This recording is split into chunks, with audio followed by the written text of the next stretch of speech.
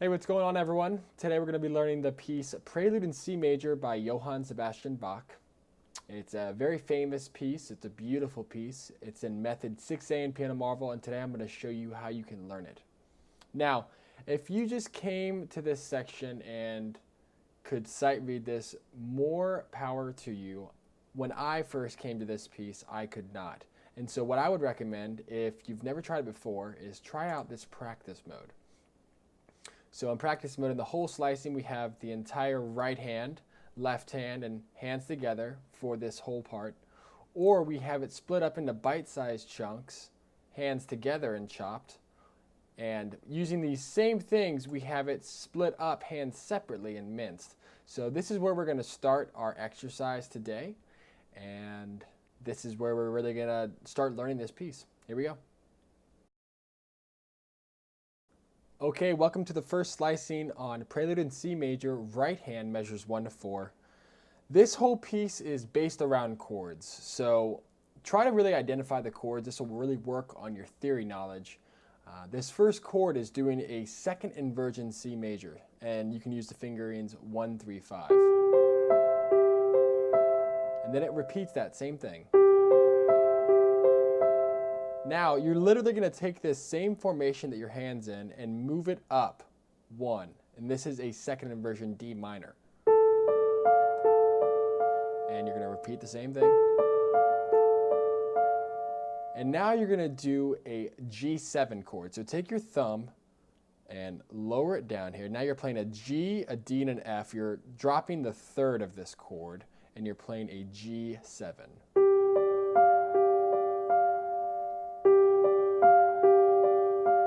And now you're going to drop this middle finger and pinky down 1 step each to do back to your C major second inversion.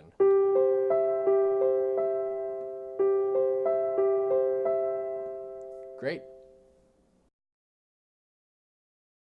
Okay, now we're going to do the left hand for measures 1 through 4. Start off with your middle finger on this C, and then go to the E on the thumb. Now you just want to not use the thumb this time and use your second finger.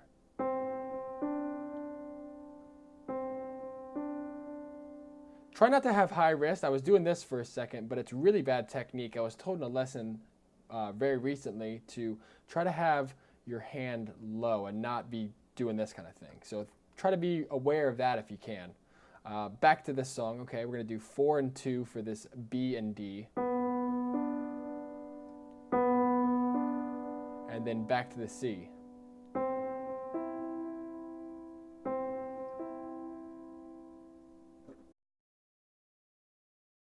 Okay, so now we're going to play measures 1 to 4 hands together.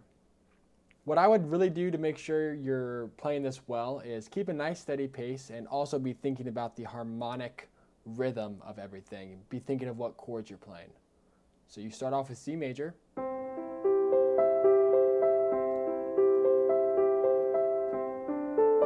D minor, G major, G7 actually.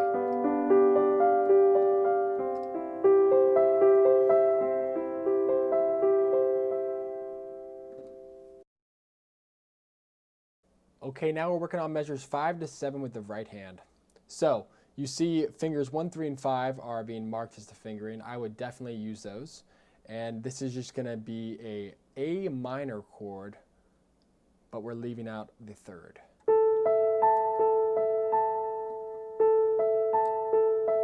Now we're going to drop our hand down. This is the biggest jump we've had so far, and it's just a D7 with the 7th left out. Now we're going to do this big open G chord, kind of like that A chord at the beginning of this section. Voiced in the exact same way. Okay, so now we're playing measures 5 to 7 with our left hand, and you may notice that this is an exact repeat of the first 3 measures of the song.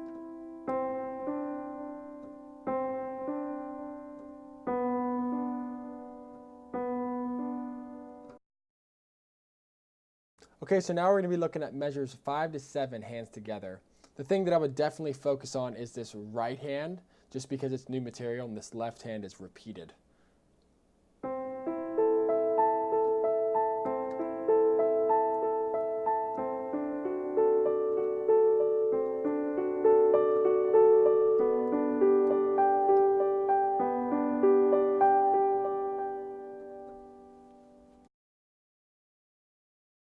Okay, we're moving right along. Now we're working on measures 8 through 11 with our right hand, where we are doing this broken C major chord, but it's a first inversion this time. And if you notice, it gets repeated 4 times, because in this measure, it's actually getting harmonized differently. Now right here, we're going to drop down and hit a D7 chord, but we're going to drop the 5th this time and play the C, unlike a few measures ago.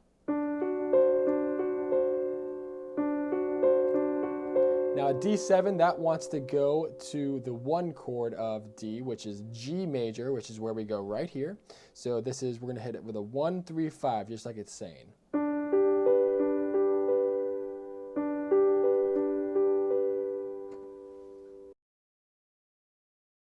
Okay, now time for our left hand. We're going to have a B getting hit with our 4th finger, and this C with our middle finger. Now there's a lot of dissonance, but it's a pretty beautiful dissonance. This is actually a C major 7 chord with this B included.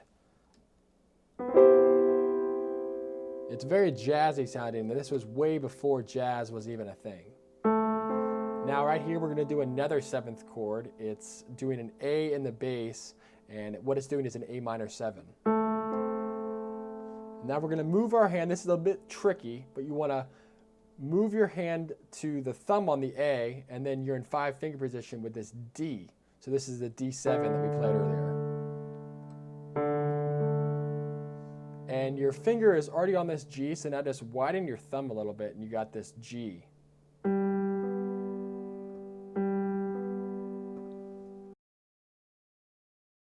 Okay, so now we're doing measures 8 to 11 hands together. This first chord, it is so beautiful. C major 7, and the dissonance is really, really wonderful. Here's the A minor 7. Here's the D7. And you can hear that it just wants to go to this G major right here. And now we're back into diatonic harmony. Okay, so now we're working on the right hand for measures 12 to 15. And we're starting this thing off with what looks to be like a C-sharp diminished triad in first inversion.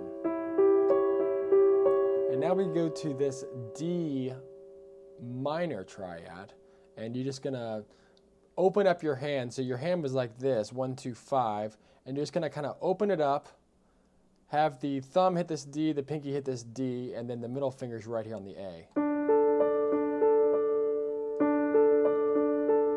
Now, right here, you want to drop your second finger to this F natural, and then you want to bring this pinky over right here. That sounds like a G7 chord. And now just widen your hands, and you got this C major with a drop third.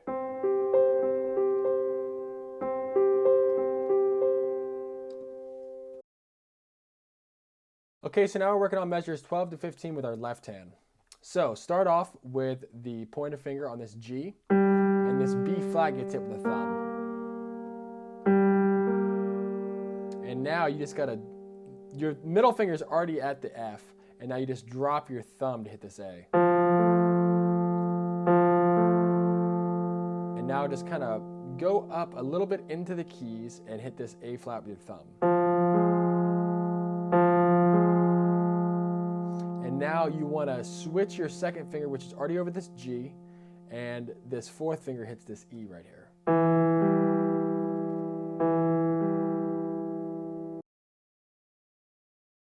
Okay, so now we're playing measures 12 to 15 hands together.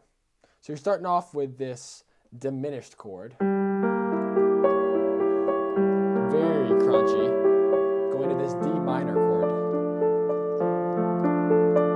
Another diminished chord.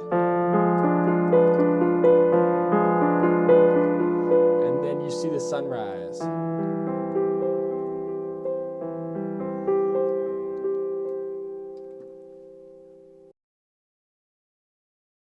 Okay, so here's measures 16 and 19 with our right hand. So we're starting off with this F major in first inversion. And we are very much on our way to try to resolve the long phrase that we've been on. So right here, we're going to drop our thumb down a whole step and this second finger down a half step. And we're hitting this G7. And right here we get, if you look at the bass, right here, we get our first, in a pretty long time, our first root position 1 chord, which is a good, nice resolution.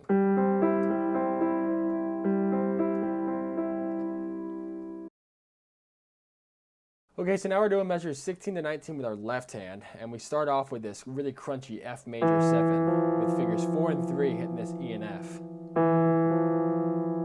Then we're just gonna have our pinky, which is right there, doing this D, and F is your middle finger still on it. That's a D minor 7. Now, have this thumb do 2 things. Think of 5-finger position, and have this thumb land on the D. Now my pinky should be right there on this G. And you should be ready to hit this G dominant 7, which leads back to the first time, like we were just talking about, to this C major chord in root position, which is an awesome arrival point.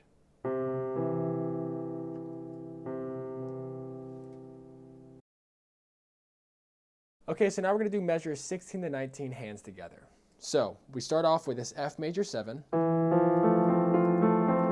Don't be afraid of the dissonance. This awesome D minor 7, G7,